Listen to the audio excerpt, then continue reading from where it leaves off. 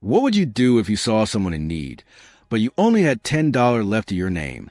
This is a heartwarming and unexpected story of a woman who made a selfless choice at a train station, unaware that the stranger she helped was secretly a millionaire. Watch as fate unfolds in the most unbelievable way, reminding us all that kindness never goes unnoticed. Rain trickled steadily down the smudged windows of Linden Central Station, painting the glass with long, silver streaks. The air inside was thick with the scent of damp coats, cheap coffee, and mechanical announcements echoing over the intercom. Commuters bustled past, heads bowed against the cold wind that snuck in every time the station doors slid open. Sierra Hale stood near the corner of the ticket counter, clutching her worn leather shoulder bag against her chest. Her hands were numb, but not just from the cold. Anxiety coiled tightly in her chest like a spring wound too far. She glanced down at her cracked phone screen. 7:40 a.m. Her job interview was at 8. Clear across town. She had mapped it out the night before, memorizing the train schedule down to the second. She was 27, broke, and barely holding it together. One missed bus last month had cost her the job at the diner. This interview was her last shot at something stable. She had $10 to her name, just enough for the cheapest one-way ticket and maybe a muffin afterward, if she was lucky. As her hand reached into the small side pocket of her bag, brushing against a folded bill, a voice interrupted her thoughts. "Excuse me, miss. Could you help me, please?" She turned, startled, to see a man standing just a few feet behind her. He was tall, unshaven, his face gaunt and pale. He wore a faded gray hoodie that looked soaked through, the fabric clinging to his thin arms. A battered backpack dangled from one shoulder, and his shoes were splattered with mud. His eyes, however, were what caught her attention, tired but pleading. There was a flicker of shame in them, the kind that comes from asking for help and expecting to be ignored. I'm sorry. I lost my wallet. My phone's dead. I've been stuck here all night. I just need $10 to get home. I swear I'll pay you back. I'm not trying to scam you." Sierra's fingers closed tighter around the bill in her pocket. Her heart pounded. $10. That was it. She didn't have a credit card, no savings, and nobody to call for help. She couldn't even remember the last time she'd had a full meal. And now this stranger was asking for everything she had left. She hesitated, biting her lip. It would be so easy to say no, to look away like everyone else. People had ignored her in the past when she needed help, when she cried in public, when she'd been short on bus fare. The world didn't stop for broken people. But something about this man's voice, his trembling hands, the raw honesty in his eyes, it cracked the shell of her self-protection. She pulled out the crumpled bill and slowly held it out. He blinked, almost in disbelief. Are you sure?" She nodded, her voice barely steady. "Just pay it forward, all right?" His face lit up with something between gratitude and disbelief. He took the bill gently, like it was something sacred. "Thank you. Really, you have no idea what this means to me." And just like that, he turned and vanished into the blur of the crowd, weaving between travelers with hurried steps. Sierra remained rooted to the spot, her palms still open where the money had been, her stomach twisting. No train, no ride, no job interview. She had just given away her last lifeline to a complete stranger, and yet a strange calm settled over her. Regret, yes, but also something else, a faint whisper of peace. The train she needed screeched away from the platform moments later, its wheels clattering over the tracks as it carried someone else to their destination. Sierra watched it disappear into the gray morning fog, alone in a crowd of people who didn't know her name. The following days unraveled like thread from a frayed coat, slow, uneven, and impossible to stop. Sierra returned to her small apartment in the Glenmore district, only to find the worst waiting for her. A red-inked eviction notice fluttered on her door, half soaked from the rain. It was taped with a kind of finality that made her stomach drop. She read it 3 times, though the words never changed. She had already known it was coming. She'd been dodging calls from the landlord for weeks, letting notices pile in a drawer like unopened bills of fate. But seeing it there, bold and undeniable, tore through her like cold wind. 2 months behind on rent. No job, no income, and now no home. Inside, she packed slowly mechanically. The apartment was barely furnished. An old mattress on the floor, a milk crate for a table, and a flickering lamp. Her belongings fit into a single worn duffel bag. A few changes of clothes, a photo of her parents, and a resume she had printed with high hopes just a week ago. As she closed the door behind her, a strange emptiness settled into her chest. She didn't cry. Not then. There was no time for tears, only survival. The streets of Linden City were brutal in late autumn. The wind sliced through her coat, and her shoes soaked through within hours. She wandered aimlessly, hoping for warmth, for a bathroom she could use, for someone to look at her like she still belonged. Her phone died the next morning. No charger, no money, no one to call. By the third night, Sierra found shelter in the corner of a 24-hour laundromat. The humming of machines, the warmth of dryer vents, and the quiet lull of neon lights gave her temporary comfort. She curled her body into a ball on a plastic bench and used her duffel bag as a pillow. No one asked her to leave. No one asked anything. Hunger became a quiet monster that followed her everywhere. Her stomach ached with the kind of emptiness that made her lightheaded. She sipped water from public fountains. She picked at leftovers someone had thrown away on a cafe table. Each time she passed a bakery or a food truck, the smell was both heavenly and cruel. She missed food. She missed her parents, whose car accident 5 years ago had changed everything. She missed a version of herself who used to laugh without worrying about the future, who had dreams instead of just needs. One particularly cold evening, Sierra found herself sitting on a curb outside a cheerful cafe. Warm light poured from the windows, and inside, couples laughed over coffee. Friends shared dessert, and music played softly in the background. She watched them through glass, her breath fogging in the air, wondering how far away that world had become. That's when she heard footsteps. "Hey," a gentle voice said. "You look hungry." Sierra looked up, startled. An older woman with silver-streaked hair and soft brown eyes stood before her, holding a paper cup of steaming soup in one hand and a wool blanket in the other. She wore a thick shawl and had a tote bag over her shoulder that read Hope Street Kitchen. Sierra hesitated. Her pride whispered saying no, but her stomach answered first. "Thank you," she murmured, accepting the cup. The warmth of it in her hands felt almost sacred. "I'm Mira," the woman said, smiling kindly. "We run a kitchen just a few blocks down. If you're looking for a hot meal or even just some company, come by tomorrow. We could use a hand." Sierra didn't say yes. Not yet, but the name Hope Street Kitchen clung to her like a lifeline. The next morning, she found herself standing outside the small building Mira had mentioned. The smell of baked bread and stew drifted through the air, and a hand-painted sign above the door read, "Everyone deserves dignity." She walked in. That kitchen became her sanctuary. Sierra washed dishes first.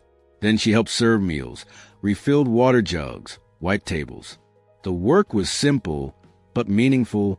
More than that, it made her feel useful again. People began to greet her by name. Some shared their stories. Lost homes, lost jobs, lost hope. She listened, really listened, and she started to feel less alone.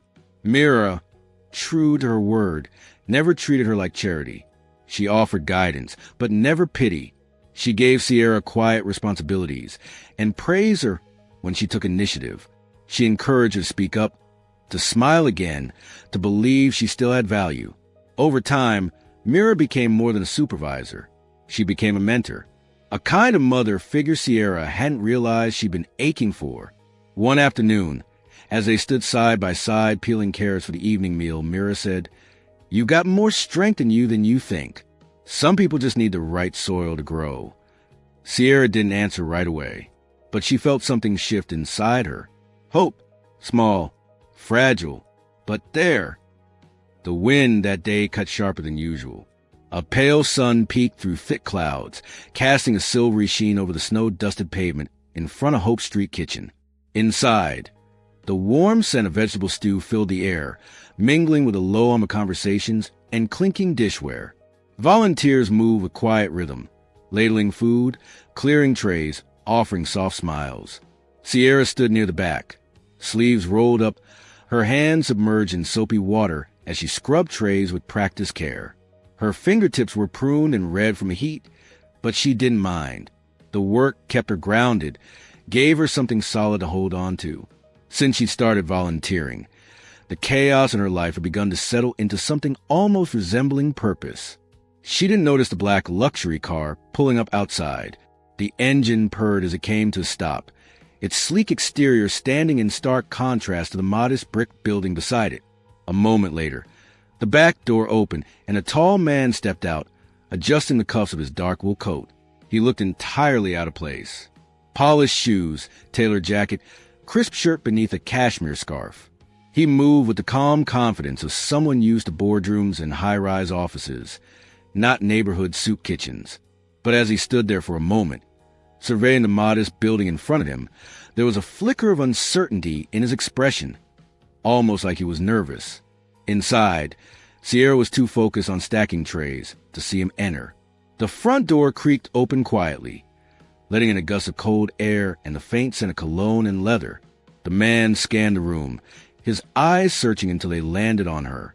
He took a step forward. "Excuse me," he said, his voice calm but clear. "Is Sierra Hale here?" Sierra looked up, startled by the sound of her name.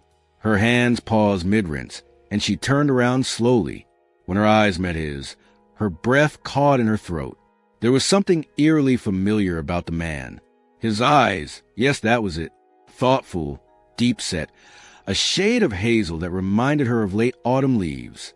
But the rest of him, he looked nothing like the desperate man from the train station 2 months ago.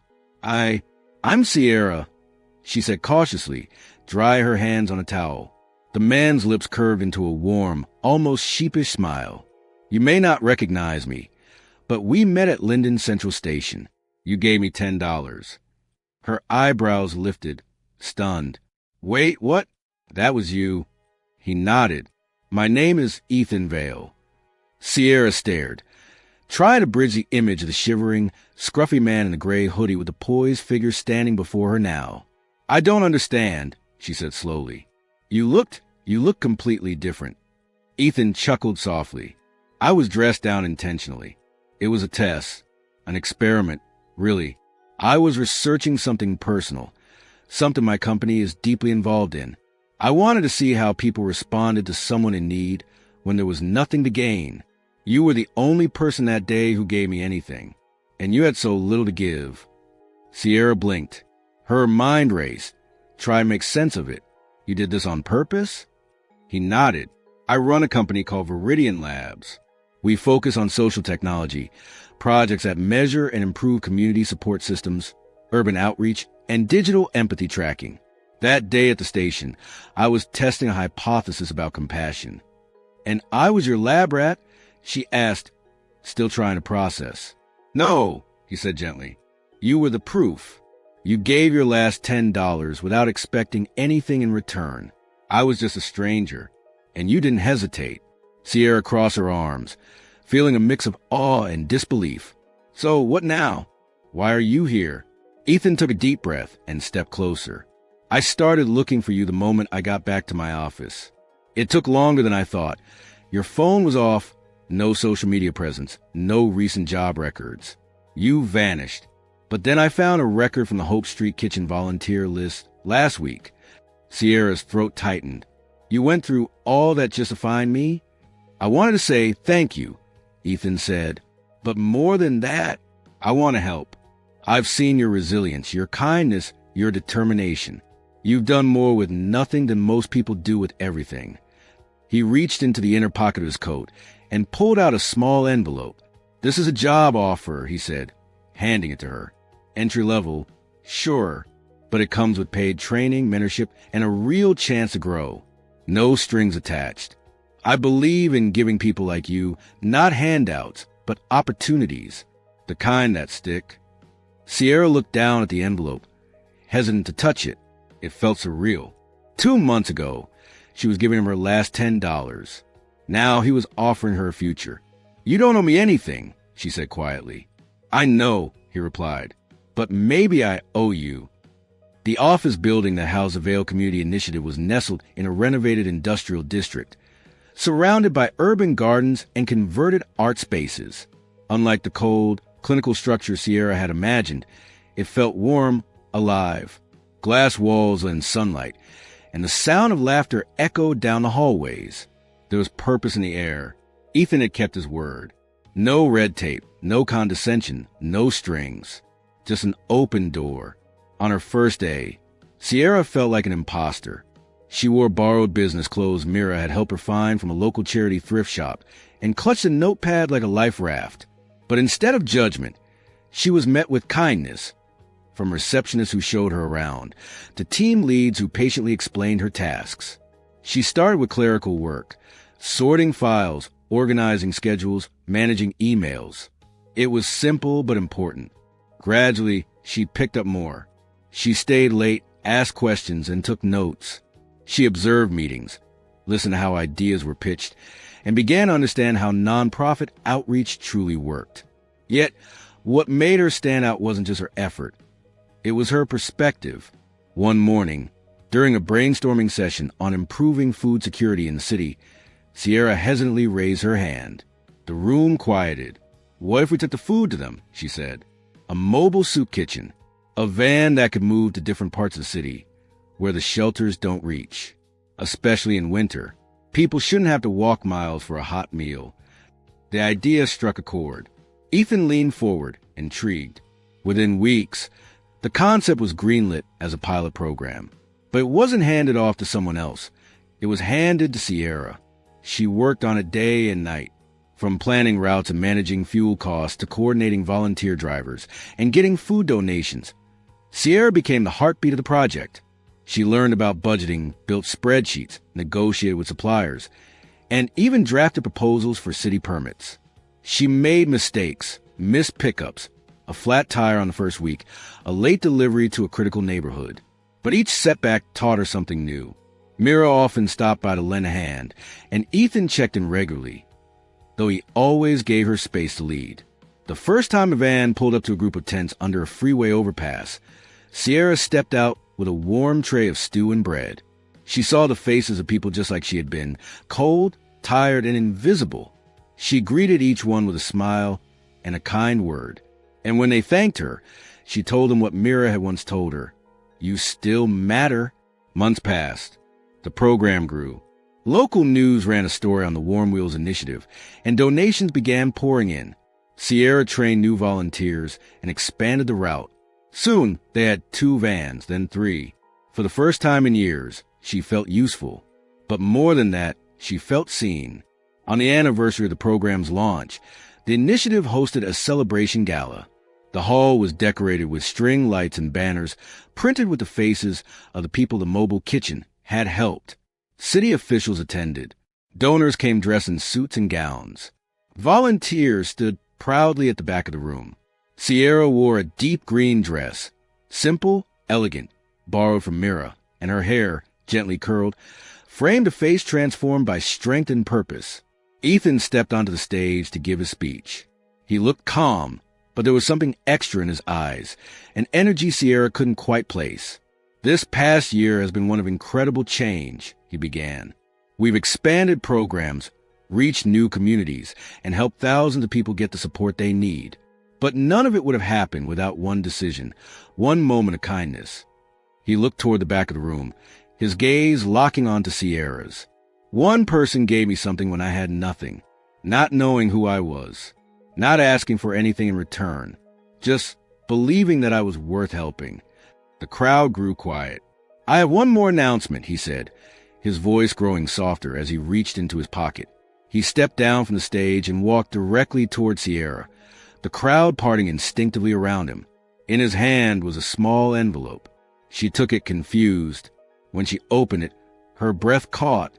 Inside was a $10 bill, old, slightly wrinkled, its edges soft from being carried for too long. Her fingers trembled as she held it. "It's the same one you gave me," Ethan said quietly, standing in front of her now. "I kept it as a reminder that one act of kindness can change everything." Tears welled in Sierra's eyes. She didn't notice the room around her growing still, the lights dimming just a little, and then Ethan slowly dropped to one knee. Gasps filled the room. "Sierra Hale," he said, his voice steady. You gave me far more than $10. You gave me hope when I needed it most. You reminded me of the kind of man I want to be. You changed the course of my life and the lives of so many others.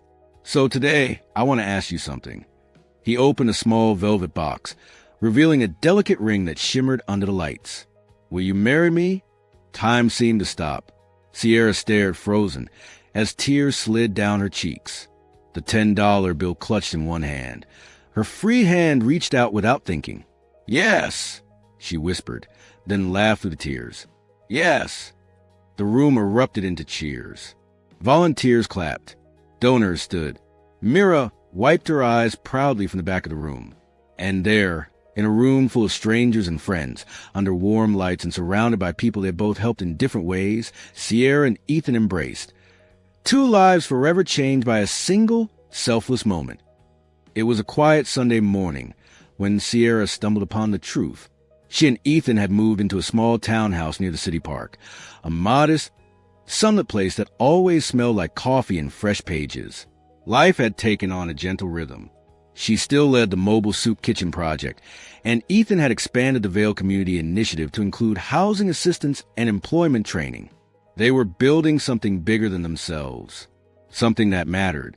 That morning, Sierra was flipping through a stack of old newsletters from the Hope Street kitchen. She was preparing a slideshow for their upcoming fundraiser and wanted to include Myra's contributions over the years. The newsletters were filled with photos, volunteer highlights, and handwritten quotes. As she turned the pages, one photo stopped her cold. It was a grainy image from nearly 10 years ago. Myra, standing beside a young man in graduation cap and gown. He looked younger, slimmer, but unmistakably familiar. It was Ethan.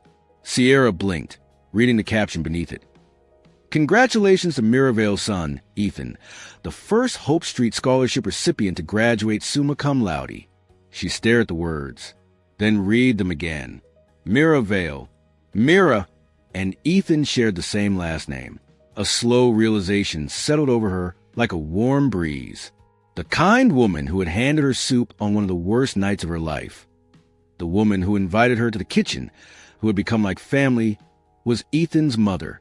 When Ethan came into the room moments later, sipping coffee, she held up the newsletter with a raised brow. "You didn't think to tell me this?" Ethan glanced at the page, then chuckled sheepishly. "Ah, so you found out. You let me talk about Mira like she was some random miracle woman," she said, half laughing. "Which she is, but still." He sat beside her, setting his mug down and reached for her hand. "She is a miracle woman, and she taught me everything I know about what really matters. When I told her about you after the day at the station, she just nodded and said, 'I've already met her. That girl's a fighter.'" Sierra's eyes welled with tears. "So she knew the whole time." Ethan nodded. "She always knows more than she lets on, but she wanted you to come to Hope Street on your own terms. She didn't want you to feel like a project, just a person, and someone worth believing in." Sierra sat back, breathless. All the threads of her journey, each encounter, each moment that felt like chance, were part of something bigger, something stitched together with quiet wisdom and unseen grace. The soup she had been offered, the job she had been given, the love she had found. It had all come full circle. And what touched her most was the humility behind it. No grand decorations, just kindness, quiet, consistent kindness. From Mira, from Ethan, and, in the end, from herself. As she looked out the window at the city waking up, buses rumbling by, joggers trotting through the park, sunlight breaking through clouds, she realized her story wasn't one of rescue.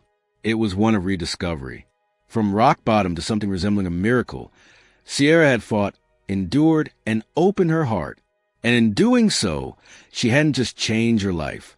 She had changed others. And now, she was ready to give that chance to someone else. Because sometimes all it takes is $10 and the courage to believe. If this story moved you, inspired you, or reminded you that kindness still matters in this world, make sure to subscribe for more heartwarming tales like this one. Your support helps bring more stories to life. Don't forget to like, share, and hit the bell icon so you never miss the next chapter. See you in the next story.